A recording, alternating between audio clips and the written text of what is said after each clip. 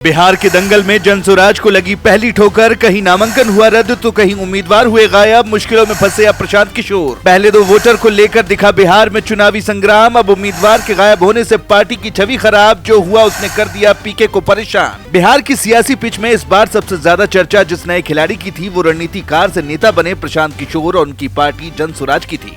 शुरुआत में जब पीके ने गाँव-गाँव जाकर लोगों से संवाद किया तब लगा था कि बिहार की राजनीति में कोई नई बयार चल पड़ी है, लेकिन जैसे जैसे विधानसभा चुनाव का पारा चढ़ा वैसे वैसे जनसुराज को झटके पर झटके मिले, जिसके बाद प्रशांत किशोर पर भी सवाल उठने लगे हैं, क्योंकि कहीं पर नामांकन रद्द हुआ तो कहीं से उम्मीदवार ही गायब हो गए, जिसने पीके के माथे पर चिंता की लकीरें खींच दी हैं। क्योंकि ये कहानी एक दो नहीं बल्कि 5 सीटों की है, जहाँ से पीके को तगड़ा झटका लगा है। रिपोर्ट्स की माने तो सबसे बड़ा झटका जनसुराज को दानापुर सीट से लगा। यहाँ से पार्टी ने अखिलेश कुमार उर्फ मुटूर साहब को टिकट दिया था, लेकिन जैसे ही उनकी तस्वीरें सोशल मीडिया पर बीजेपी नेताओं के साथ वायरल हुई, पार्टी के स्थानीय कार्यकर्ता भड़क गए।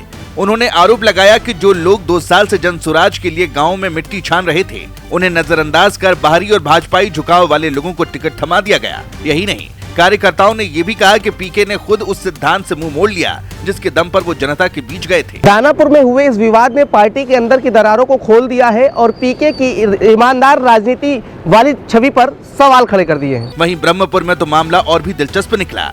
यहाँ जनसुराज ने पूर्व बीजेपी नेता डॉक्टर सत्यप्रकाश तिवारी को टिकट दिया। पहले तो उनके नाम की घोषणा से स्थानीय कार्यकर्ताओं में खलबली मच गई, फिर कुछ ही दिनों में डॉक्टर तिवारी ने नाम वापस ले लिया। उन्होंने इसकी वजह व्यक्तिगत कारण बताई। इसके बाद पार्टी कार्यकर्ताओं ने खुले तौर पर कहा कि जनसुराज अब जनता की नहीं बल्कि सुविधा की पार्टी बन गई है। टिकट बंटवारे में पारदर्शिता और विचारधारा की जगह चेहरा और संपर्क हावी हो गए। तीसरी बड़ी ठोकर गोपालगंज में लगी। यहाँ जनसुराज के उम्मीदवार डॉक्टर शशि शेखर सिन्हा ने अचानक स्वास्थ्य कारणों का हवाला देते हुए चुनावी मैदान छोड़ दिया, लेकिन स्थानीय नेताओं का दावा है कि असल वजह बीजेपी का दबाव था। उनका कहना था कि जब जनसुराज ने बीजेपी की परंपरागत वोट बैंक में घुसपैठ की कोशिश की तभी खेल शुरू हो गया।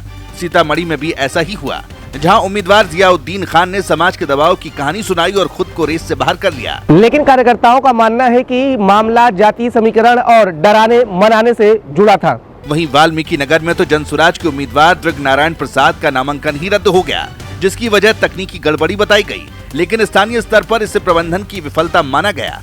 पार्टी के अंदर जब ये आवाज उठने लगी है कि इतनी बड़ी टीम और रणनीतिक दिमाग होने के बावजूद जनसुराज के पास जमीनी संगठन नहीं है।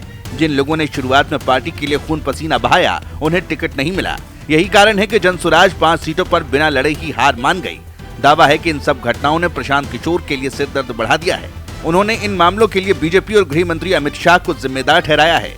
पीके का कहना है कि उनकी पार्टी को डराकर और खरीद कर रास्ते से हटाया जा रहा है, लेकिन अंदर की आवाज कुछ और ही कहती है। पीके ने अपने मेहनतकश साथियों को किनारे करके बड़े चेहरों पर भरोसा किया और अब वही गले की फांस बन गया। जो नेता महीनों से जनसुराज यात्रा में पसीना बहा रहे थे वो अब खुद को ठगा महसूस कर रहे हैं। सवाल ये उठता है, क्या प्रशांत किशोर इस झटके से अपने आप को उबार पाएंगे या नहीं, ये देखने वाली बात होगी।